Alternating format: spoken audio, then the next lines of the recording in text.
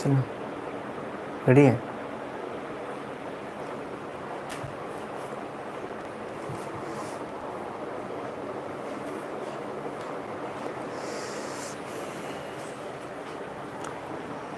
Good evening दोस्तों, good evening.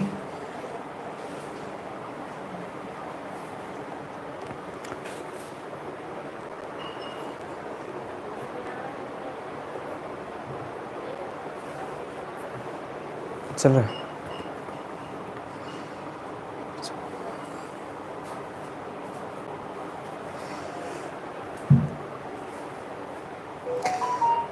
Good evening. फटाफट आप सभी अपने दोस्तों के साथ जुड़ जाइए।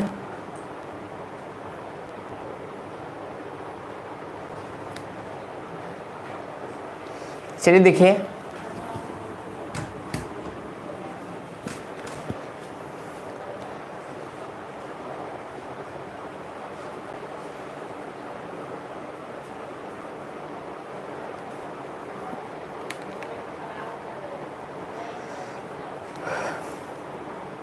सभी जुड़ जाइए अपने दोस्तों के साथ।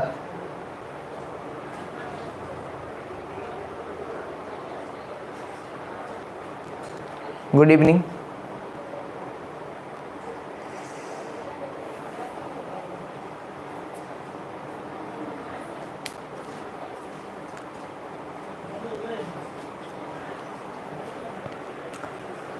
चलिए देखिए, हमने पिछले क्लासों में पढ़े थे एसिड एंड बेस के बारे में, कुछ जानकारियाँ ले रहे थे। तो वहाँ पे हमने काफ़ी सारे एसिड के बारे में बताया, कौन कौन सी एसिड आपके एग्जाम में जो ज़्यादा मात्रा में पूछे जाते हैं, या कि कौन सी पदार्थों में क्या अम्ल पाया जाता है, इसके बारे में भी हमने बताया। इसके बाद आपको समझाया गया था कि बेस क्या होते हैं, बेस में भी कौन कौन सी आपको मोस्ट इंपोर्टेंट बेस है, इसके बारे में भी हमने पढ़ाया था आपको।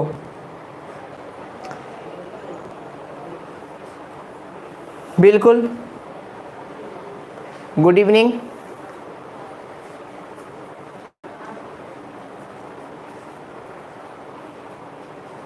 चलिए देखिए, आज हम थोड़ा सा उससे आगे की ओर जाएंगे, है ना, कुछ आगे की ओर समझेंगे कि और कौन कौन सा हमारे पास बेस बचा हुआ है इंपोर्टेंट बेसों में।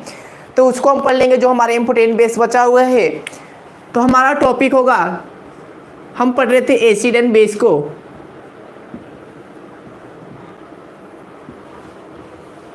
इसमें हमने देखा था एसिड के बारे में, एसिड को हमने समाप्त कर लिया था, कौन कौन सी एसिड कौन से पदार्थों में पाए जाते हैं, या फिर हमने देखा था कि ये जो एसिड है भाई, इस एसिड के बारे में कौन कौन से थ्योरी आया था, ये भी हमने क्लासों में देख चुके थे। इसके बाद हमने देख रहे थे बेस के बारे में, जैसे एक दो बेस के बारे में हमने पढ़ाया था आपको। यहाँ पे हम जान चुके थे MgOH के होल्ट वाइज के बारे में हम पढ़ चुके थे, है ना, इसके बारे में हम जान चुके थे। इसके बाद हम यहाँ पे पढ़ चुके थे CaO को, जिसे हमने कहा था कि बिना बुझा हुआ चूना भी कहा जाता है। इसके बाद हमने देख चुका था CaOH के होल्ट वाइज को भी पढ़ चुके थे, जिसके बारे में कहा था कि इसमें जब हम जल डाल देते हैं, इसमें जब हमने जल को मिला दिया तो क्या बन गया था हमारा CaOH के होल्ट वाइज कैल्शियम हाइड्रोक्साइड बन गया था, और इसी को हमने नाम दे दिया था बुझा हुआ चूना, जिसके इस्तेमाल कर रहे थे हम दीवार के पेंटिंग में, या फिर खाने वाले चूना के रूप में भी इस्तेमाल कर रहे थे। तो यहाँ पे ये तीनों क्षार को हमने पढ़ा था, नाम दिया था इनको, हम इसको नाम दिए थे मैग्नीशियम हाइड्रोक्साइड, इसका नाम हमने क्या दिया था, मैग्नीशियम हाइड्रोक्साइड। तथा इसी को हमने कहा था कि इसी को कहा जाता है मिल्क ऑफ मैग्नीशियम, इसी को कहा जाता है मिल्क ऑफ मैग्नीशिया, मैग्नीशियम का दूध कहते हैं, है ना। इतनी बातों को हमने जान चुके थे। इसके बाद कैल्शियम ऑक्साइड के बारे में जाने थे भाई कि इसी को कहा जाता है बिना बुझा हुआ चूना, बिना बुझा हुआ चूना, जिसका यूज हमने कहाँ किया था, सीमेंट बनाने में। और ये आपका कौन सा है, ये आपका बुझा हुआ चूना था, ये आपका कौन सा चूना है, बुझा हुआ चूना है। तो तीनों के बारे में हमने जान चुके थे। अब हम देखेंगे कि आगे कौन कौन सी और ऐसा बेस है जो आपके एग्जाम के लिए काफ़ी इंपॉर्टेंट है, जो आपके एग्जाम में ज़्यादा मात्रा में पूछा जाता है। और अपने दोस्तों तो इसे शेयर कर लीजिए और दोस्तों को जोड़ लीजिए इसे।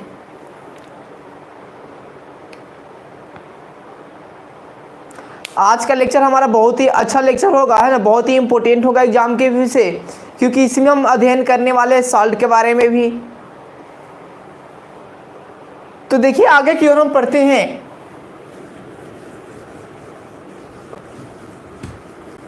और आगे यहाँ पे पहला आज के लिए हमारा जो बेस होगा, उस बेसों में हम टॉपिक लगाएंगे यहाँ पे सम इम्पोर्टेंट बेस। कुछ महत्वपूर्ण क्षार के बारे में पढ़ रहे थे, तो सम इम्पोर्टेंट बेस।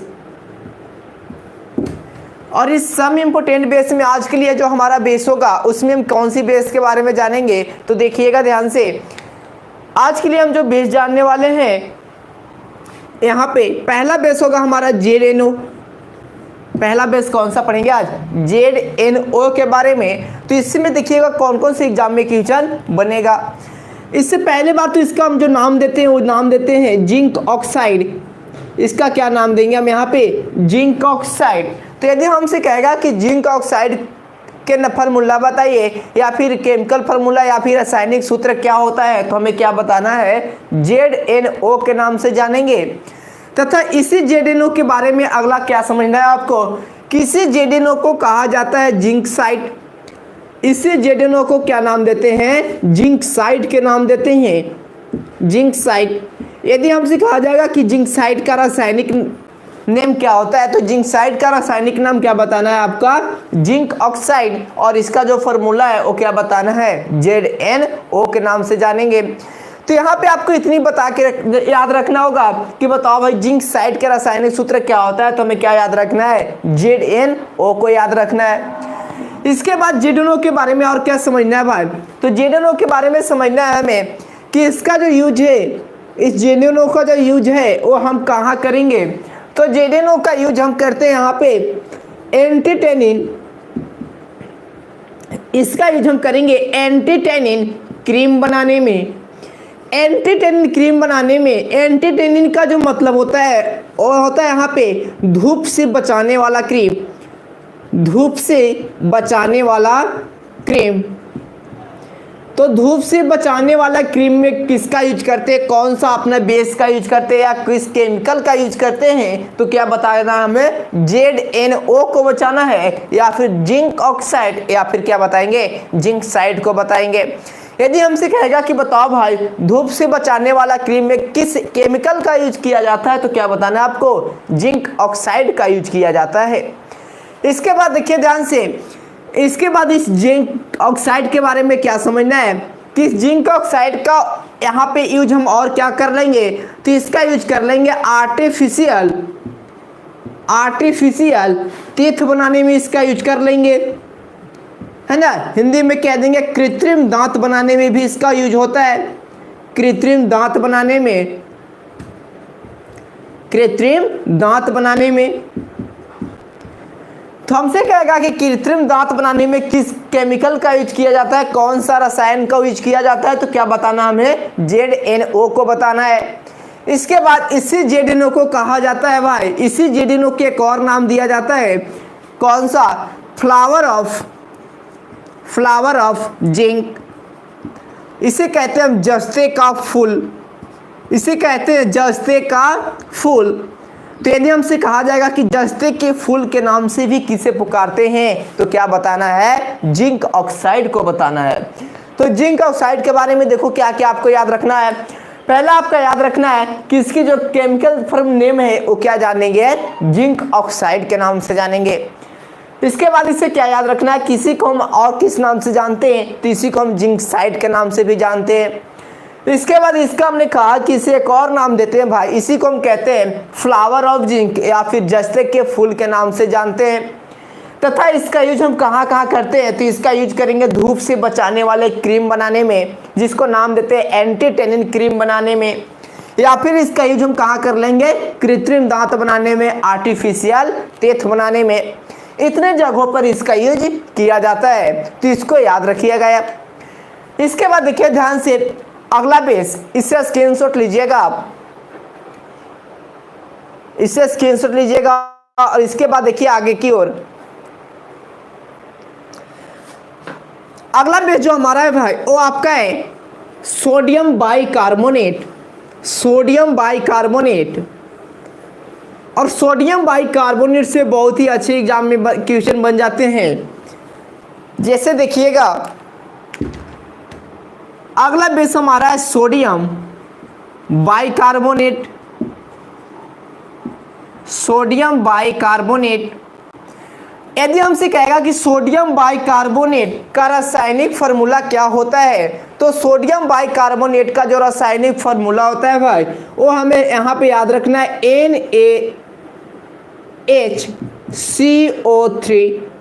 NaHCO3 इसे कहते हैं सोडियम बाइकार्बोनेट, है ना। ये आपका कौन सा एलिमेंट है, सोडियम, और ये कार्बोनेट, और ये क्या आपका H लग गया तो इसको हम नाम दे देते हैं सोडियम बाइकार्बोनेट के नाम से जानेंगे। इस सोडियम बाइकार्बोनेट से क्या अगला याद रखना है आपको, तो इससे आपको याद रखना है कि इससे सोडियम बाइकार्बोनेट को कहा जाता है बेकिंग सोडा। क्या नाम देते हैं, बेकिंग सोडा के नाम देते हैं इसे हम। तो यदि हमसे कहेगा कि बेकिंग सोडा किसे कहा जाता है, तो बेकिंग सोडा के नाम से किसे हम जानते हैं, तो अपना जानते हैं बेकिंग सोडा के नाम से NaHCO3 को जाना जाता है। तो यदि हमसे पूछेगा कि बेकिंग सोडा का रासायनिक फार्मूला बताइए भाई, तो क्या बताना होगा, सोडियम बाइकार्बोनेट का जो फार्मूला होता है वही इसका भी होगा NaHCO3। इसके बाद देखिए इसी ब्लीचिंग पाउडर, इसी आपका बेकिंग पाउडर का कहा जाता है खाने वाला सोडा। खाने वाला सोडा, इसी को एक और नाम देते हैं जिसे हम कहते हैं खाने वाला सोडा, या फिर इसी को कह दिया जाता है मीठा सोडा। ये तीनों नाम किसका है, सोडियम बाइकार्बोनेट का है। पहला कौन सा, बेकिंग पाउडर, दूसरा खाने वाला सोडा, या फिर क्या नाम दे देंगे, मीठा सोडा के नाम से जानेंगे। देखिए ध्यान से NaHCO3 बेकिंग सोडा का यूज हम कहाँ कहाँ करते हैं अपना जीवन लाइफ में, तो इसका हम यूज कर लेंगे, इस बेकिंग सोडा का यूज हम कर लेंगे। पहले इससे जो निकलता है भाई, क्या निकलती है, कार्बन डाइऑक्साइड गैस निकलेगा। इससे क्या निकलता है, कार्बन डाइऑक्साइड गैस निकलता है। जैसे यहाँ पे देखोगे इसमें कार्बन डाइऑक्साइड गैस भी है। तो जैसे यहाँ से कार्बन डाइऑक्साइड गैस निकलेगा तो कार्बन डाइऑक्साइड गैस क्या करता है भाई, आग को बुझाने का काम करता है। तो इसका इस्तेमाल हम कहाँ कर लेंगे, इसका इस्तेमाल हम अग्निशामक यंत्र में कर लेंगे, अग्निशामक यंत्र में भी कर लेंगे। फायर एग्जिटेंस सिस्टम में किया जाता है इसका यूज, है ना। आग बुझाने वाले सिलेंडर में भी भरा जाता है कौन, सोडियम बाइकार्बोनेट, जिसे हमने नाम दिया बेकिंग सोडा, है ना, वहां पर भी इसका यूज किया जाता है। इसके बाद देखिए ध्यान से, इसी सोडियम बाइकार्बोनेट को या बेकिंग सोडा को और कहाँ यूज कर लेंगे, तो इसका यूज कर लेंगे, इससे निकल रहा है क्या भाई, कार्बन डाइऑक्साइड गैस। तो कार्बन डाइऑक्साइड गैस निकलने से इसका हम यूज कर देंगे यहाँ पे यूज मटेरियल को फ्लूफली करने का मतलब होता है जो आपको खाने वाला पदार्थ है, जितने भी आप खाने वाले पदार्थ को बनाते हैं, जैसे घर में पूड़ियाँ छानते हैं, तो इसमें आपका जो फुलाने का काम करता है उसको फुलाना, है ना। फ्लूफली का मतलब होता है फुलाना। तो उसमें जो फुलाने के काम करता है ना, वो फुलाना किसका काम है, एक CO2 का काम है, और ये कहाँ से आएगा, सोडियम बाइकार्बोनेट से आएगा। तो हमें याद रखना है कि आप ना खाने वाले चीज़ों में या खाने वाले जो मटेरियल होते हैं, हमारे पास जो खाद्य पदार्थ होते हैं, उसमें क्या मिलाते हैं हम, उसमें मिलाते हैं बेकिंग पाउडर को, ताकि वो क्या हो सके, फूल सके, है ना। तो फुलाने में क्या किसका यूज करेंगे, बेकिंग सोडा का यूज करेंगे। इसके बाद इसका यूज हमने कहाँ किया था, अग्निशामक यंत्र में कर लेते हैं। इसके बाद बेकिंग सोडा का और यूज बता दूं आपको, इसका यूज अपन कहाँ करते हैं भाई, तो देखिएगा इसका यूज हम और कहाँ कर लेंगे, इसका यूज हम कर लेंगे पेंट के दाग हटाने में, पेंट के दाग को हटाने में भी इसका यूज करते हैं, है ना। जैसे कपड़े पे यदि पेंट का दाग लग जाता है तो उसे भी हटाने में काम आएगा कौन, आपका बेकिंग पाउडर, है ना, या फिर बेकिंग सोडा। इसका फॉर्मूला हमने क्या दिया था, NaHCO3। तो यहाँ पर भी ये काम आएगा आपको, है ना। आप पेंट के दाग इत्यादि को भी रिमूव करवा सकते हो। इसके बाद देखिए ध्यान से, इससे एक बार स्क्रीनशॉट लीजिएगा। समझ में यहाँ तक तो आ रहा है ना, कोई दिक्कत तो नहीं ना? कमेंट कर बताइएगा यहाँ तक कोई दिक्कत साउंड वगैरह में नहीं ना है?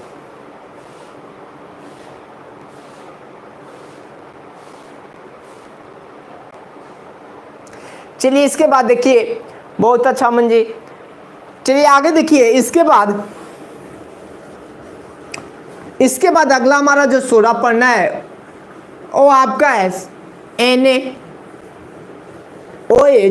जिसको हम नाम देते हैं सोडियम हाइड्रोक्साइड।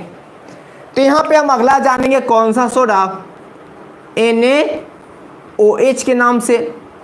और इसको नाम क्या देते हैं भाई? इसको नाम देते हैं sodium hydroxide. Sodium hydroxide. Sodium hydroxide को अन्य नाम से भी जाना जाता है, जैसे NaOH के बारे में आपको क्या याद रखना है? अगला पॉइंट, किसी को कहा जाता है कास्टिक सोडा। क्या नाम देंगे इसको? कास्टिक सोडा के नाम देते हैं, कास्टिक सोडा। और ये जो NaOH है भाई, ये सबसे ज्यादा स्ट्रोंगर बेस माना जाता है। स्ट्रोंगर बेस है, सबसे ज्यादा मजबूत क्षार के रूप में जाना जाता है। तो यदि हमसे कहेगा कि सबसे स्ट्रोंगर बेस कौन सा होता है, तो किसको नाम लेना है? सोडियम हाइड्रोक्साइड को नाम लेना है, NaOH को नाम लेना है। ये जो सोडियम हाइड्रोक्साइड है भाई, इसका जो pH वैल्यू होता है वो कितना? इक्वल टू 14 होता है ना? या थोड़ा ही बहुत 14 से कम होती है, या 14 के बराबर होता है NaOH को। इसीलिए इसको हमने क्या मान दिया? सबसे स्ट्रोंगर बेस के नाम से जानते हैं। इसका जो मेल्टिंग पॉइंट होता है वो होता है आपका 318 डिग्री सेल्सियस, याद रखना है ना? NaOH का जो मेल्टिंग पॉइंट है वो कितना याद रखना आपको? 318 डिग्री सेल्सियस याद रखना है। इसके बाद NaOH के बारे में और क्या याद रखना है भाई? कि ये जो NaOH है इसका हम यूज कहाँ करेंगे? तो समझिएगा ध्यान से, NaOH का यूज हम जो करते हैं, इसे हमने नाम दिया कास्टिक सोडा। तो इसका यूज हम कर लेंगे वॉशिंग सोप बनाने में, कपड़ा धोने वाले साबुन बनाने में, कपड़ा धोने वाला साबुन बनाने में इसका यूज करेंगे। कपड़ा धोने वाला साबुन बनाने में इसका इस्तेमाल हम कर लेंगे। तो हमसे कहा जाएगा कपड़ा धोने वाले साबुन बनाने में कौन सा बेस इस्तेमाल किया जाता है? तो आपको क्या याद रखना है? सोडियम हाइड्रोक्साइड का या फिर कास्टिक सोडा का प्रयोग किया जाता है। और कहाँ इसका यूज कर लेंगे भाई? तो इसका यूज कर लेंगे हम कपड़ा उद्योग में, या फिर कागज के उद्योगों में कर लेते हैं, या फिर कारखानों में सफाई के लिए कर लेते हैं। कारखानों में सफाई के लिए इतने जगहों पर इसका यूज किया जाता है। कपड़ा उद्योग में कर लेंगे, कागज या कारखानों की किस्में सफाई करने में भी इसका उपयोग हम कर लेंगे, है ना? या फिर कपड़ा धोने वाला साबुन बनाने में भी इसका उपयोग हम करते हैं। तो यहाँ पे हमने लिखा है कि कपड़ा धोने वाले वॉशिंग सोप में इसका यूज करते हैं। तो समझिएगा कि कैसा इसका उपयोग हम करते हैं साबुन में, है ना? थोड़ा सा इसके रिएक्शन में दिखा दूं आपको। यहाँ पे समझिएगा कैसे हम NaOH से साबुन बनाते हैं, जो सॉफ्टनिफिकेशन की प्रक्रिया होता है वो कैसे पूरा किया जाता है।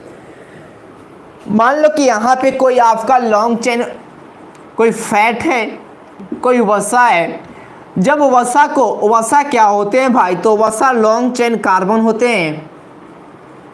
लॉन्ग चेन कार्बन की एक बहुत बड़ा श्रृंखला होती है ना? इसे हिंदी में कहेंगे कार्बन की लंबी श्रृंखला, है ना? इसको हम नाम दे देंगे कार्बन की लंबी श्रृंखला। कार्बन की लंबी श्रृंखला नाम दे देंगे। और ये जो कार्बन की लंबी श्रृंखला है भाई, इसमें जैसे हमने कार्बोक्सिलिक ग्रुप के साथ यदि मैं जोड़ दिया किसी R को, और R क्या है भाई? तो यही R आपका लॉन्ग चेन कार्बन का इंडिकेट करेगा, मतलब कि इसमें बहुत सारे कार्बन जुड़े होंगे। अब इसका रिएक्शन जब हम कराते हैं किसके साथ?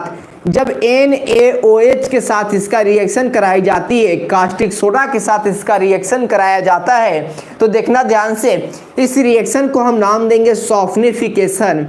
इसका क्या नाम देंगे हम? सॉफ्टनिफिकेशन नाम देंगे। सॉफ्टनिफिकेशन को हिंदी में कहा जाता है साबुनीकरण, साबुनीकरण नाम देंगे। और ये जो साबुनीकरण की प्रक्रिया भाई, यहीं से बन जाएगा आपका कौन सा साबुन, वॉशिंग साबुन। कौन सा, वॉशिंग सोप बनेगा। इसे हम नाम देंगे कपड़ा धोने वाला, क्या नाम देंगे, कपड़ा धोने वाला साबुन, कपड़ा धोने वाला साबुन बनेगा। और बाई प्रोडक्ट के रूप में क्या निकलेगा, तो प्लस में आपको निकल जाएगा यहाँ पे ग्लिसरीन। क्या निकलेगा, ग्लिसरीन निकलेगा। इस ग्लिसरीन जो निकला यहाँ पे भाई, इस ग्लिसरीन का जो हम यूज कर लेंगे, वो ग्लिसरीन का हम यूज करते हैं यहाँ पे, इस ग्लिसरीन का जो हम यूज करते हैं वो करते हैं यहाँ पे कृत्रिम आंसू बनाने में, कृत्रिम आंसू बनाने में इसका हम उपयोग कर लेंगे। तथा इसी ग्लिसरीन का यूज कर लेते हैं विस्फोटक पदार्थों में भी इसका उपयोग किया जाता है, विस्फोटक पदार्थों में भी इस ग्लिसरीन का यूज किया जाता है। जैसे आपने देखे होंगे कि यदि साबुन की आपके जो साबुन का जो आपका घोल होता है यदि आंखों में चले जाते हैं तो वहां से हमारा आंसू आ जाता है, तो हम कहेंगे कि ग्लिसरीन का जो यूज है वो कहाँ करते हैं, कृत्रिम आर्टिफिशियल यहाँ पे आंसू बनाने में करते हैं, है ना, कृत्रिम आंसू में भी इसका इस्तेमाल हम कर सकते हैं। इसके बाद देखिए ध्यान से, इसके बाद देखिए ध्यान से,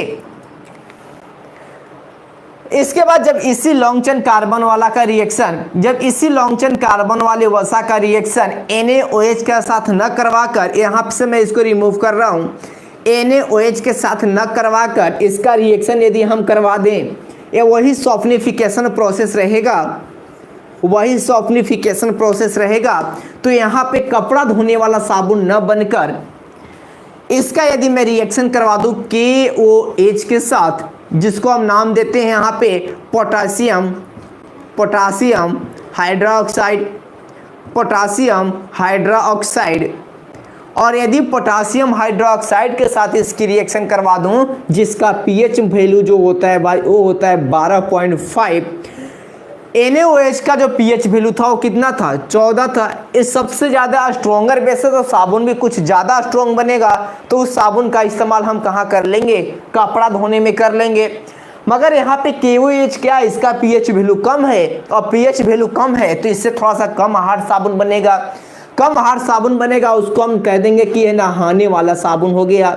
कैसा साबुन, नहाने वाला साबुन। और प्लस में क्या निकला भाई, प्लस में वही ग्लिसरीन निकलता है जिसका यूज हमने बताया कि इसका यूज करते हैं कृत्रिम आंसू बनाने में, या फिर कहाँ करेंगे, विस्फोटक पदार्थों में भी इसका उपयोग किया जाता है। किसका, ग्लिसरीन का, है ना। ये कहाँ मिलेगा, ये सॉफ्टनिफिकेशन प्रक्रिया में या फिर साबुन में भी पाया जाता है ना, साबुन में भी ग्लिसरीन पाया जाएगा। तो याद रखना कि साबुन में भी क्या होता है, ग्लिसरीन पाया जाता है, जो कृत्रिम आंसू बनाने में क्या होता है, सहायक होता है।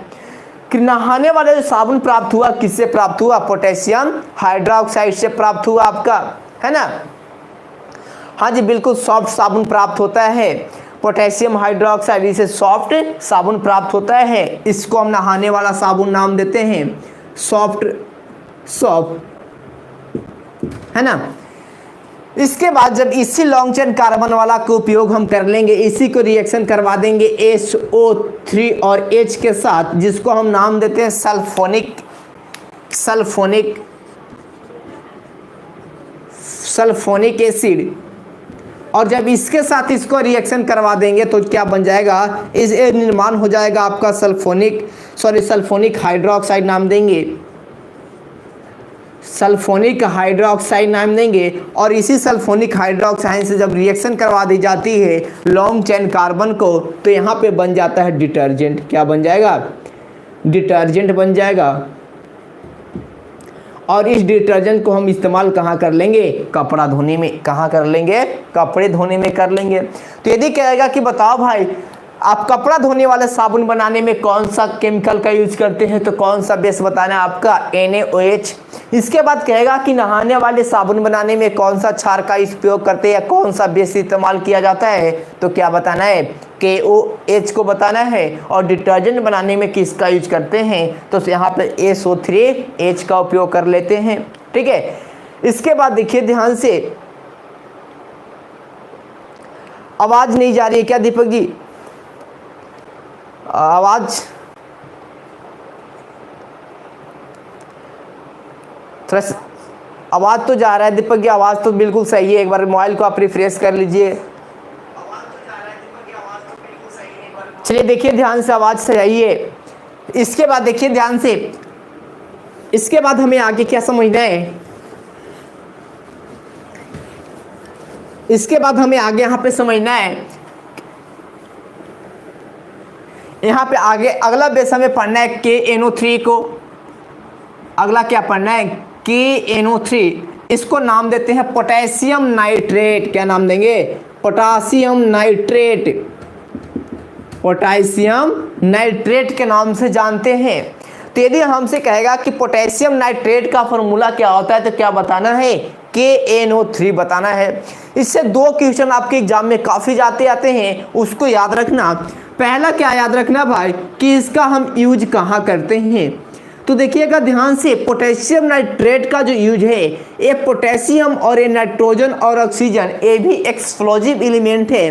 ये भी तीनों क्या है, एक्सप्लोजिव एलिमेंट है। एक्सप्लोजिव एलिमेंट कहने का मतलब है विस्फोटक तत्व हैं। इनका इस्तेमाल हम कहाँ करेंगे, विस्फोटक तत्व हैं तो इसका इस्तेमाल भी हम कहाँ करेंगे, विस्फोटक वाले पदार्थों में ही करेंगे या विस्फोटक केमिकल बनाने में ही करेंगे। तो ये जो KNO3 है भाई, इसका यूज हम कर लेंगे एक्सप्लोजिव में। कहाँ यूज कर लेंगे, एक्सप्लोजिव में कर लेंगे, विस्फोटक बनाने में कर लेंगे, विस्फोटक बनाने में, या फिर इसी का यूज हम कर लेंगे गन पाउडर बनाने में। कहाँ यूज कर लेंगे, गन पाउडर में भी क्या होता है, पोटेशियम नाइट्रेट होता है ना। तो गन पाउडर बनाने में भी किसका यूज करते हैं हम, पोटेशियम नाइट्रेट का यूज कर लेते हैं। तो इतना चीज आपको याद रखना था, क्या, KNO3 पोटेशियम नाइट्रेट से याद रखना था। इसके बाद देखिए ध्यान से, ये जो हमारा सम इम्पोर्टेंट बेस का टॉपिक था, इसमें बहुत सारे बेस आपको करवा दिया गया। जैसे हमने देखो क्या क्या आपको करवा दिया, MgOH के हॉल्ट वाइज को आपको करवा दिया। इसके बाद हमने करवा दिया CaO को, कैल्शियम ऑक्साइड को। इसके बाद कैल्शियम ऑक्साइड में जैसे ही हमने जल डाला था तो बन गया था कैल्शियम हाइड्रोक्साइड, तो कैल्शियम हाइड्रोक्साइड को भी हमने कंप्लीट करवा दिया। इसके बाद बेकिंग सोडा को करवा दिया NaHCO3 के नाम से। इसके बाद कास्टिक सोडा को, कास्टिक पोटास को और सल्फोनिक हाइड्रोक्साइड को भी करवा दिया। इसके बाद एक हमारा KNO3 था जिसे हमने नाम दिया पोटेशियम नाइट्रेट, तो ये भी हमारा कंप्लीट हुआ, है ना। अब बात करते हैं कि जब एसिड और बेस को आपस में मिला दिया जाता है या इनके बीच कोई रिएक्शन करवा दिया जाता है तो क्या प्रोडक्ट हमें मिलता है ना। इसके बारे में थोड़ी सी जान लेते हैं। अब दोनों को हम क्या करेंगे, मैच करेंगे। देखिएगा दोनों को जब हम मिलाएंगे तो क्या हमारा प्रोडक्ट निकलेगा। अब यहाँ पे बात करेंगे एसिड और जब बेस को आपस में क्या करते हैं, कोई रिएक्शन करवा देते हैं। एसिड को हम हिंदी में नाम देते हैं अम्ल और बेस को कहते हैं क्षार के नाम से। जब अम्ल और क्षार की कोई आपस में रिएक्शन करवाई जाती है तो ऐसा रिएक्शन को हम नाम देते हैं जो अम्ल और क्षार के बीच में करवाया जाता है, ऐसा रिएक्शन को हम नाम देते हैं यहाँ पे उदासीनीकरण। उदासीनीकरण प्रक्रिया, उदासीनीकरण नाम देते हैं। और जब उदासीनीकरण प्रोसेस करवाई जाता है तो क्या बनता है, यहाँ पे साल्ट बनेगा और क्या बनेगा, जल बनेगा। क्या बनेगा, साल्ट बनेगा, जिसे हम हिंदी में नाम देते हैं लवण। क्या नाम देते हैं, लवण। और क्या बनता है, जल बनता है। तो यदि हमसे कहा जाए कि बताओ भाई अम्ल और क्षार की रिएक्शन जो होती है उससे क्या बनता है, तो क्या कहना है कि उससे लवण बनता है और क्या बनेगा, जल बनता है। और इस प्रोसेस को क्या नाम देते हैं, तो इस रिएक्शन को नाम देते हैं उदासीनीकरण प्रोसेस, है ना, या उदासीनीकरण अभिक्रिया के नाम से जानेंगे। तो अगला जो हमारा टॉपिक होगा वो हम क्या पढ़ेंगे, तो अगला हम पढ़ेंगे साल्ट। किसके बारे में, लवण के बारे में जानेंगे थोड़ा सा। तो देखिए ध्यान से, लवण के बारे में क्या होता है लवण, या कौन कौन से लवण आपके एग्जामों में ज़्यादा मात्रा में पूछते हैं तथा इन लवणों का हम यूज कहाँ पे करते हैं, है ना। बहुत ही अच्छा क्वेश्चन यहाँ से निकलने वाला है, तो आप देखते रहिएगा। अब देखिएगा अगला हमारा हेडिंग जो होगा वो होगा साल्ट। हिंदी में क्या नाम देंगे, लवण। क्या नाम देंगे हिंदी में, लवण। पहली बात आपको क्या समझना है, हमने कहा कि ये जो लवण का निर्माण होता है भाई वो अम्ल और क्षार के रिएक्शन से होता है। अम्ल और किसके रिएक्शन से होता है, क्षार के रिएक्शन से होता है। और बाई प्रोडक्ट के रूप में क्या मिलता है, तो जल मिलता है। क्या मिलता है, जल मिलता है। जैसे मैंने यहाँ पे कह दिया कि एक अम्ल का नाम ले लिया HCl, एक क्या है, ये सबसे स्ट्रॉन्गर एसिड है। इसके बाद एक बेस को उठा लिया हमने NaOH को, सोडियम हाइड्रोक्साइड, और इसका नाम देंगे क्या, हाइड्रोक्लोरिक एसिड। अब जब इनके बीच में रिएक्शन करवाएंगे तो क्या बन जाएगा, हमारा NaCl बनेगा और H2O बनेगा। ये जो NaCl बना भाई, एक आप अम्ल और क्षार के जो आप आपस में रिएक्शन करवाते हैं उससे क्या बनता है, यहाँ पे साल्ट बनेगा और क्या बनेगा, जल बनेगा। हमारा जो साल्ट बना वो कौन सा साल्ट बना यहाँ पे भाई, NaCl बना। ये जो NaCl है इसके बारे में देखना क्या क्या आपसे पूछा जाता है। NaCl से क्वेश्चन बनता है पहला कि इसका नाम क्या देंगे, तो NaCl का जो हम नाम देंगे वो नाम होता है सोडियम क्लोराइड। सोडियम क्लोराइड, इसे क्या कहा जाता है, सोडियम क्लोराइड कहा जाता है, या फिर इसी NaCl को नाम देते हैं कॉमन साल्ट भी कहा जाता है। इसी को हम कॉमन साल्ट कह देंगे या हिंदी में कह देंगे साधारण नमक। क्या नाम देंगे, साधारण नमक के नाम से जान जाएंगे। तो हमसे कहेगा कि साधारण नमक किसे कहा जाता है, तो क्या बताना है, NaCl को बताना है कि इसे साधारण नमक कहा जाता है। इसके बाद इसी को कहा जाता है टेबल साल्ट के नाम से भी, इसी को जाना जाता है टेबल साल्ट, या फिर कह सकते हो कि टेबल वाला जो आपका साल्ट है या टेबल वाली जो नमक है उसे क्या नाम देते हैं, तो टेबल साल्ट के नाम से जानते हैं सोडियम क्लोराइड NaCl को। इसी NaCl को जाना जाता है रॉक साल्ट के नाम से, इसी NaCl को भी जाना जाता है रॉक साल्ट के नाम से भी जाना जाता है। चट्टानों में मिलने वाला नमक भी कौन होता है, आपका NaCl होता है। तो देखो इसे कौन कौन सी नामों से हमने जाना, पहले NaCl को नाम दिया सोडियम क्लोराइड, इस सोडियम क्लोराइड को फिर क्या कहा, कॉमन साल्ट या फिर साधारण नमक कहा। इसी को हमने नाम दे दिया टेबल साल्ट, है ना, आपका टेबल वाला लवण। इसके बाद इसी को हमने नाम दे दिया रॉक साल्ट, चट्टानों में मिलने वाला नमक, है ना। तो तीनों नाम से जाना जाता है किसे, NaCl को जानते हैं, सोडियम क्लोराइड को हम जानते हैं। इसके बाद देखिए यदि आपसे कह दिया कि टेबल साल्ट तो हम जानते हैं सोडियम किसे, क्लोराइड को। यदि एग्जाम में हमारा क्वेश्चन आ जाए कि बताओ भाई टेबल शुगर के नाम से किससे जाना जाता है, टेबल शुगर के नाम से किसे जाना जाता है, टेबल शुगर, शुगर कहने का मतलब होता है शर्करा या फिर कार्बोहाइड्रेट, है ना। तो एक बार आप कमेंट करके बताइएगा कि टेबल शुगर के नाम से किसे जानेंगे, टेबल शुगर के नाम से किसे जानेंगे, एक बार आप कमेंट करके बताइएगा।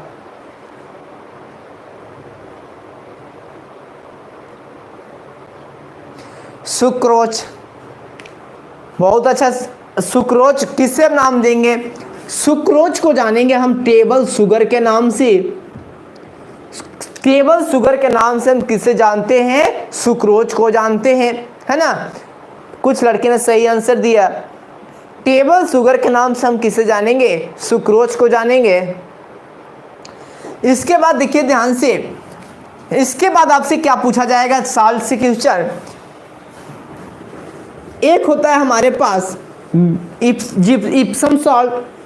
ये इप्सम सॉल्ट क्या होते हैं, सेंधा नमक जिसे कहा जाता है। तो सेंधा नमक के देखिएगा ध्यान से, यहाँ पे फार्मूला पूछ ली जाती है। हमारा पास होता है एक इप्सम साल्ट, इप्सम साल्ट या इसी को कहा जाता है सेंधा नमक।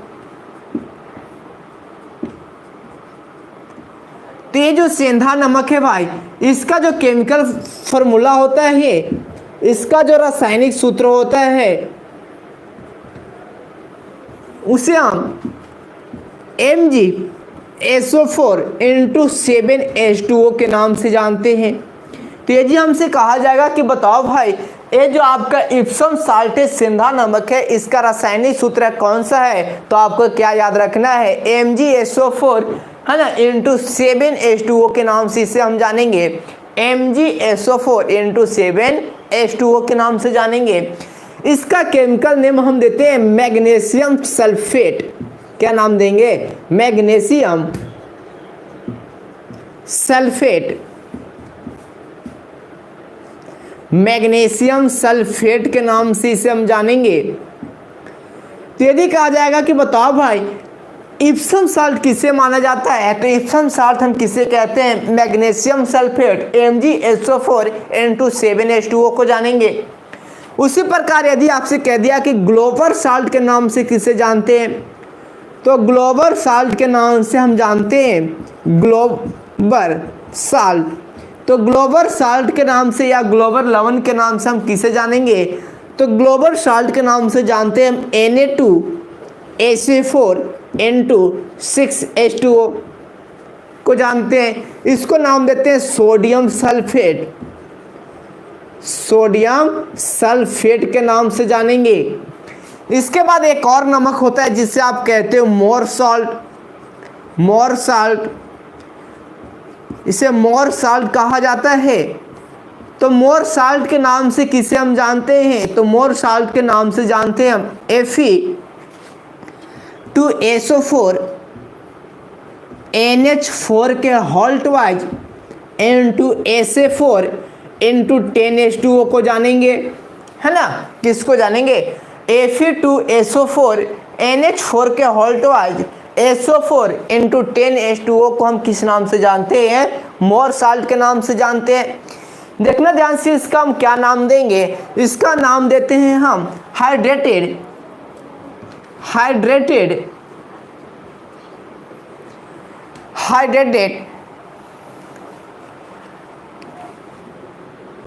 सॉरी, यहाँ पे हाइड्रेटेड नहीं लगाएंगे, यहाँ पे हम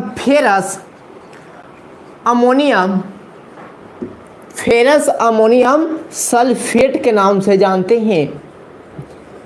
फेरस अमोनियम सल्फेट के नाम से देते हैं Fe2SO4 NH4 के हॉल्ट वाइज SA4 को क्या नाम देंगे? फेरस अमोनियम सल्फेट के नाम से इसे हम जानते हैं। तो कहा जाएगा कि बताओ भाई फेरस अमोनियम सल्फेट को किस नाम से जानते हैं? मोर साल्ट के नाम से जानेंगे। ग्लोबर साल्ट के नाम से किसे जानेंगे? सोडियम सल्फेट को। और इप्सम साल्ट सिंधार नमक के नाम से किसे जानेंगे? मैग्नीशियम सल्फेट को जानेंगे। MgSO4 को जानेंगे। तो इतना एक क्या थे? ये सारे के सारे सॉल्ट थे आपके। ये सारे क्या है? आपका सॉल्ट है ना। और एक हमने इससे पहले देखा था कॉमन साल्ट, जिसका फॉर्मूला हमने लिखा सोडियम क्लोराइड NaCl। इसके बाद देखिए आगे, इसके बाद आगे आपसे क्या पूछा जाएगा?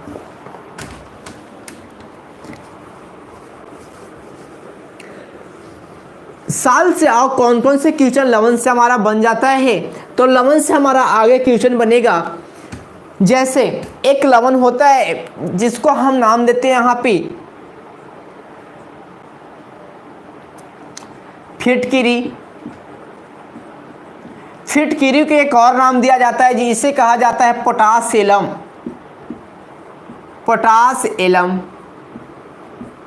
ये जो पोटास एलम है इसको नाम दी जाती है फिटकिरी या फिर पोटास एलम के नाम से ही जानते हैं। ये जो फिटकिरी या पोटास एलम है तो इसको देखना ध्यान से, इसका जो फॉर्मूला होता है वहाँ पे इसे हम कहते हैं K2SO4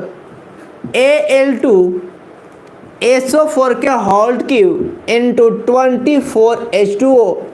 ये क्या होता है? तो ये होता है फिटकिरी का रासायनिक फार्मूला K2SO4 Al2SO4 के होल क्यूब इनटू 24H2O। ये क्या मानते हैं इसे हम? इसको हम जानते हैं फिटकिरी के नाम से या फिर पोटास सीरम के नाम से इसे हम जानते हैं।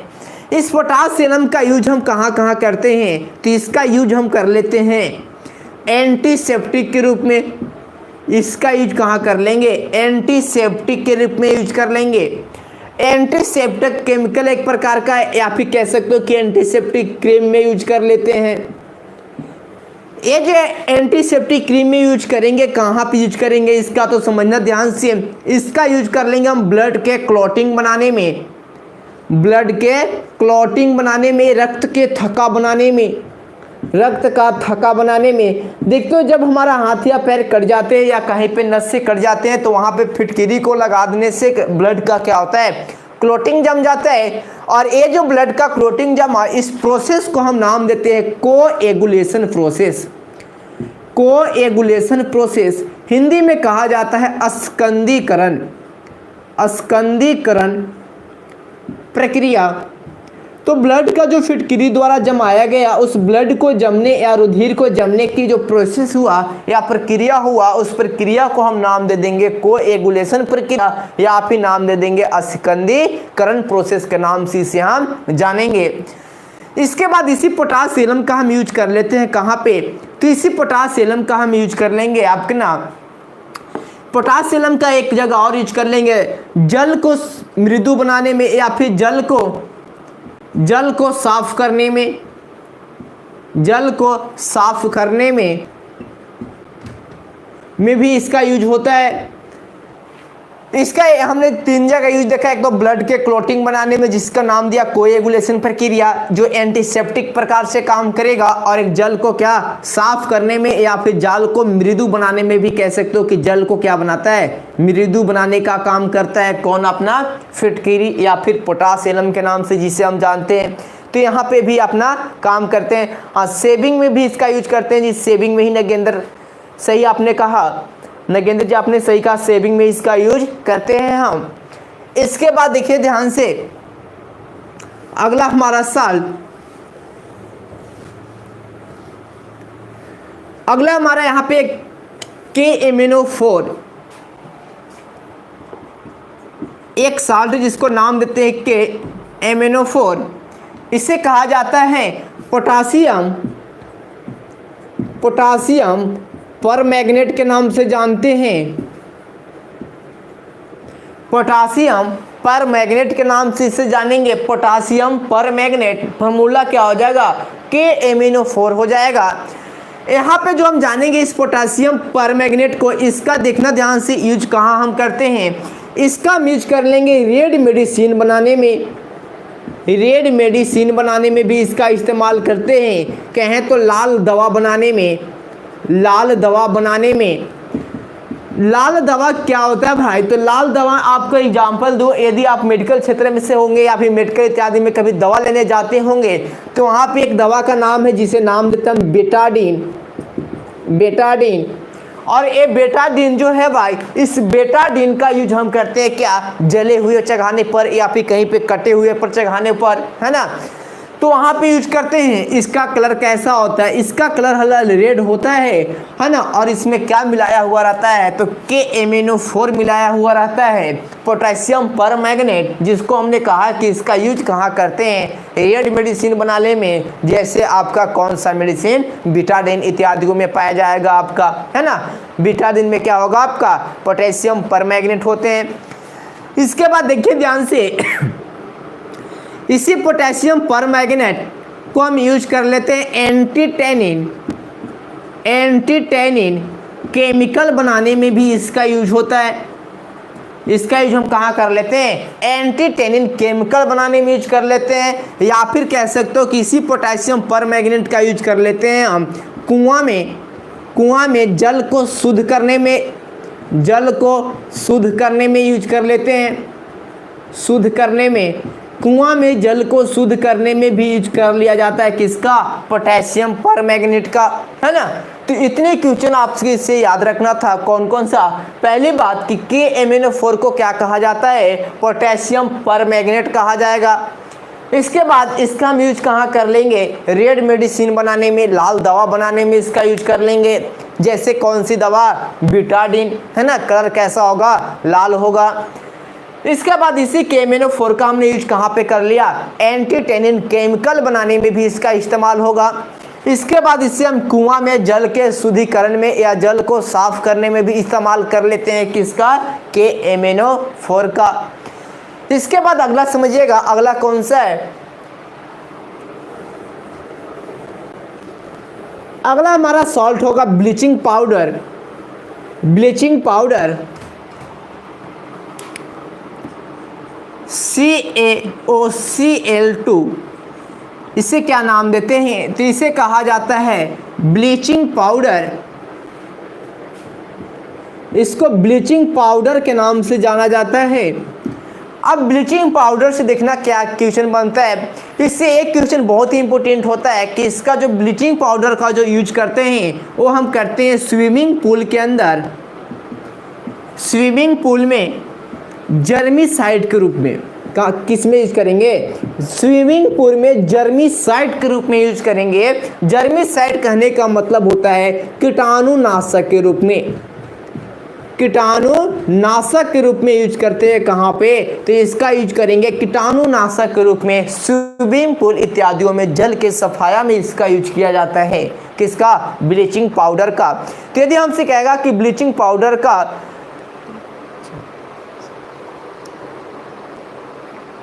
ब्लीचिंग पाउडर का यूज कहाँ होती है, तो आपको बताना है कि स्विमिंग पूल में जर्मीसाइड के रूप में भी इसका हम करते हैं। मनोज कुमार आप क्या बोलना चाह रहे हैं, हम एक बार समझ नहीं पाए।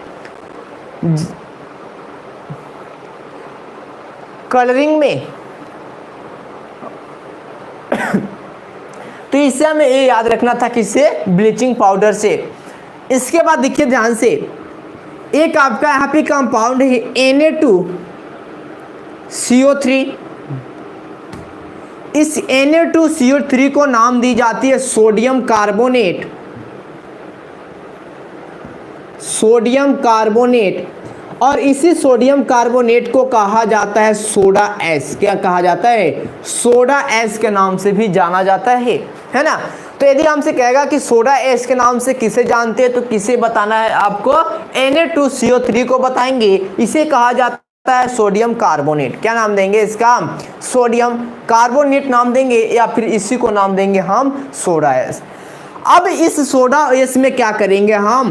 थोड़ा सा पानी को मिक्स कर देंगे, और जब पानी को मिक्स कर देंगे तो यह बन जाएगा Na2CO3 10H2O। क्या बन जाएगा? 10H2O। और इसी को हम नाम दे देंगे क्या भाई? तो इसी को हम नाम दे देंगे यहाँ पे, इसको कह देंगे धोने वाला सोडा, या फिर कपड़ा धोने वाला सोडा। इसको क्या नाम दे देंगे हम? कपड़ा धोने वाला सोडा, कपड़ा धोने वाला सोडा के नाम से जानेंगे। हमने पहले कहा कि Na2CO3 को कहा जाता है सोडियम कार्बोनेट, या फिर कहा जाता है सोडा एस। और जब इसमें हमने जल मिला दिया तो जल मिलाने से बन गया इसमें Na2CO3 10H2O। अब इसको हमने नाम दे दिया कपड़ा धोने वाला सोडा। अब देखना ध्यान से, इसका इस्तेमाल कहाँ हम करते हैं, है ना। Na2CO3 को हम इस्तेमाल कहाँ करेंगे? तो अब इसका इस्तेमाल किया जाता है convert into hard water to soft water, hard water through soft water. भारी जल या फिर कठोर जल से मृदु जल में क्या करने में? कन्वर्ट करने में या बदलने में इसका उपयोग किया जाता है। कठोर जल से मृदु जल में बदलने के लिए किसका इस्तेमाल करते हैं? कपड़ा धोने वाला सोडा का इस्तेमाल करते हैं। Na2CO3 10H2O का यहाँ पे हम कर लेते हैं, है ना। तो इतना चीज़ आपको याद रखना था किससे? सॉल्ट से। एक सॉल्ट और हमारे पास है जो कि एग्जाम के लिए बहुत ही बेहतरीन है, तो उसे भी देख लेते हैं। कौन सा सॉल्ट है भाई?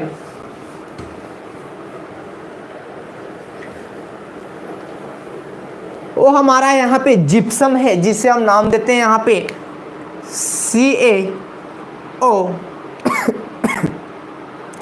CaSO4 10-2H2O।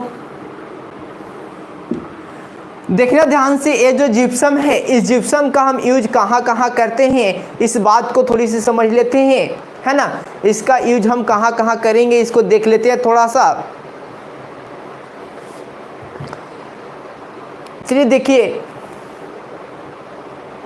यहाँ पे हम इसके समझेंगे किसके बारे में? CaSO4 के बारे में समझेंगे। तो यहाँ पे आइए समझेंगे हम। ये जो CaSO4 है भाई, इसको हम नाम देते हैं, इसका हम नाम देंगे यहाँ पे कैल्शियम सल्फेट। इसको हम नाम देते हैं कैल्शियम सल्फेट, या इसी को कहा जाता है जिप्सम। इसी को हम क्या कहते हैं? जिप्सम के नाम से जानते हैं। ये जो जिप्सम है भाई, इसका जो हम यूज करते हैं, इसका हम यूज कर लेते हैं। जिप्सम का यूज कहाँ करते हैं? तो इसका यूज कर लेते हैं सीमेंट बनाने में, या फिर इसका हम यूज कर लेंगे POP बनाने में। POP का जो मतलब होता है यहाँ पे, POP का मतलब क्या समझना है, तो POP का मतलब समझना है plaster of Paris. Plaster of Paris के नाम से जानेंगे। यदि हमसे कहेगा कि प्लास्टर ऑफ पेरिस किसे कहते हैं, तो कहना कि इसका यूज हम प्लास्टर ऑफ पेरिस को बनाने में किसका इस्तेमाल करते हैं, तो जिप्सम का इस्तेमाल किया जाता है। किसका इस्तेमाल किया जाता है, जिप्सम का इस्तेमाल किया जाता है। इसके बाद ये जो CaSO4 है, इसका यूज कर लेते हैं अपन, पेंटिंग में भी किया जाता है इसका यूज, या फिर डिजाइनिंग में इसका यूज किया जाता है, पेंटिंग, डिजाइनिंग, या फिर इसका यूज हम बता देंगे कि इसका यूज किया जाता है झूठा दीवार बनाने में। कहाँ यूज करेंगे, झूठा दीवार बनाने में इसका यूज कर लेंगे। यदि हमसे कहा जाए कि ये जो झूठा दीवार है, आपको लगेगा कि एक दीवार है, मगर दीवार नहीं होता है, दीवार जैसे एक आकृति को बना देता है कौन, जिप्सम। इसलिए हमने इसका कह दिया कि इसमें जिप्सम में इसका, तो जिप्सम का यूज हम कहाँ भी कर लेते हैं, झूठा दीवार बनाने में भी इसका इस्तेमाल हम कर लेते हैं। या इसी का यूज कर लेंगे पेंटिंग में, डिजाइनिंग में, POP बनाने में, प्लास्टर ऑफ पेरिस के बनाने में, या सीमेंट उद्योग में भी इसका इस्तेमाल किया जाता है। किसका, जिप्सम का। तो जिप्सम से इतना क्वेश्चन आपको याद रखना था। ठीक है, पहली बात तो आपको याद रखना है कि जिप्सम का फॉर्मूला क्या होता है। ठीक है, तो ये हमने बहुत सारे साल्टों को जाना। ठीक है, हमने क्या क्या पढ़ा एक बार रिवीजन कर देता हूँ आपको। पहली बार हमने देखा साल्ट में कौन सा साल्ट, NaCl है ना, जिसको नाम दिया सोडियम क्लोराइड, या इसी को कह दिया कॉमन साल्ट, या फिर टेबल साल्ट, और रॉक साल्ट भी इसी को नाम दिया था सोडियम क्लोराइड को। इसके बाद हमने कह दिया था आपको यहाँ पे कि भाई ये जो आपका टेबल शुगर है, टेबल शुगर के नाम से किसे जानते हैं, तो सुक्रोज को जानते हैं। इसके बाद हमने अगला आपका पढ़ाया था यहाँ पे NaHCO3, जिसको नाम दिया था बेकिंग पाउडर, है ना, सोडियम बाइकार्बोनेट। इसका यूज कर रहे थे यूज मटेरियल को फ्लूफली करने में, जो खाने वाला प्रयोग में लाते हैं हम मटेरियल है खाद्य पदार्थ, उसको फुलाने में इस्तेमाल कर लेंगे। या फिर इसका यूज हम कहाँ कर लेते थे, अग्निशामक यंत्र में भी कर रहे थे, पेंट के दाग धब्बे को हटाने में कर रहे थे। इसके बाद हमने पढ़ा CaSO4 का, इसका यूज कर लिया सीमेंट में, प्लास्टर ऑफ पेरिस बनाने में, डिजाइनिंग में, या झूठा दीवार बनाने में भी यूज कर लिए। इसी प्रकार हमने पढ़ा था NaOH को, सोडियम हाइड्रोक्साइड का, जिसका इस्तेमाल कर रहा था वॉशिंग सोप बनाने में, और KOH पढ़ा, उसका इस्तेमाल किया कपड़ा धोने वाला साबुन बनाने में, है ना। बहुत सारे यहाँ पे क्या पढ़े हमने, साल्ट को पढ़े। एक दो क्वेश्चन जो एग्जाम में आपकी डायरेक्ट आती है, उस क्वेश्चन को यहाँ पे देख लेते हैं कैसे आपसे किया जाएगा क्वेश्चन। जैसे आपसे कह दिया जाएगा कि बताओ भाई कृत्रिम आंसू बनाने में किसका इस्तेमाल करते हैं, है ना। थोड़ा समय पहले भी बताया था हमने कि कृत्रिम आंसू बनाने में किसका इस्तेमाल करते हैं, है ना। तो देखिए ध्यान से, कृत्रिम आंसू बनाने में किसका इस्तेमाल करते हैं, कृत्रिम आंसू बनाने में हम इस्तेमाल करते ग्लिसरीन को। किसका इस्तेमाल करेंगे, ग्लिसरीन को इस्तेमाल करेंगे। ये कहाँ मिलता है, तो ग्लिसरीन मिलेगा आपको, साबुन के अंदर भी ग्लिसरीन मिलता है। इसके बाद हमने कह दिया एक क्वेश्चन आपके लिए कि कृत्रिम धुआं बनाने में किसका इस्तेमाल करते हैं, कृत्रिम धुआं बनाने में किसका इस्तेमाल करते हैं।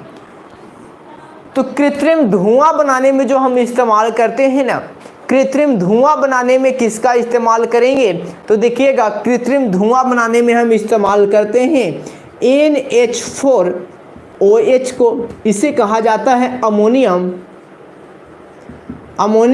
Hydroxide, ammonium hydroxide. इसका यूज हम कहाँ करते हैं, तो इसका यूज करेंगे कृत्रिम स्मोक, आर्टिफिशियल स्मोक, या फिर कृत्रिम धुआं बनाने में इस्तेमाल करेंगे। अब देखते होंगे शहरों में या फिर कई बड़े फैशनों में जो कृत्रिम मशीनों के द्वारा धुआं जो निकाला जाता है, वो किसके द्वारा निकाला जाता है, तो उसमें जो आपका कंपाउंड होते हैं या जो भी आपका रसायन यूज किया जाता है, वो क्या होता है, अमोनियम हाइड्रोक्साइड, NH4OH, है ना। इसे कहते हैं अमोनियम हाइड्रोक्साइड। तो यह हमारा आज के लिए टॉपिक हमारा समाप्त हुआ एसिड, बेस एंड साल्ट को, है ना। इसमें हमने बहुत सारे क्वेश्चन को कवर किए। इसके बाद हम अगले टॉपिक को पढ़ेंगे, ठीक है। तो हम अगले टॉपिक को फिर कल ही स्टार्ट करते हैं। समझने में किसी को कोई दिक्कत नहीं है, सभी को अच्छा समझ में आया? कमेंट कर आप बताइएगा, सभी को समझ में तो आया ना, किसी को कोई दिक्कत नहीं ना? एक बार आप कमेंट कर बताइएगा, कोई दिक्कत तो नहीं ना समझने में? यहाँ तक सभी को एसिड बेस और साल्ट समझ में आया?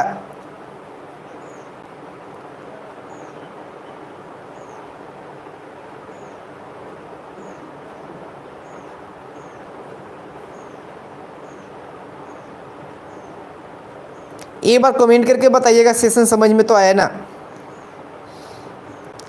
प्रिया जी क्या नहीं आपको समझ में आया? आप क्लास में थोड़ा सा लेट तो नहीं ना आए थे, या पहले वाले इससे जो हमने पहले वीडियो करवाया उसके बारे में थोड़ा सा उससे आप रिलेटेड पढ़िए, पहले वीडियो को आप पढ़िए, है ना, पहला दूसरा लेक्चर पढ़िए, इसके बाद ये सारी चीज़ आपको अच्छी ढंग से समझ में आ जाएगा।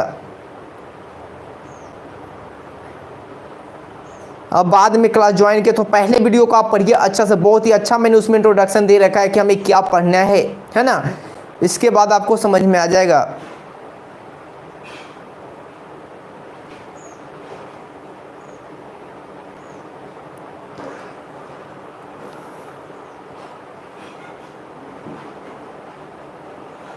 कोई बात नहीं प्रिया जी,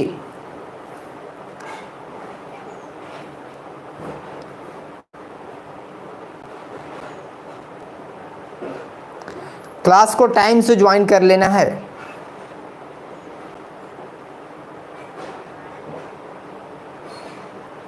आप वीडियो को एक बार बाद पीछे करके देख लीजिएगा।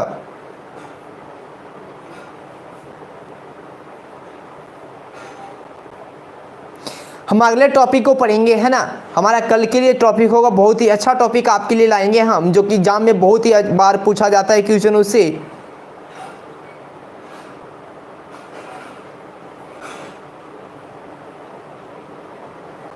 Okay thanks.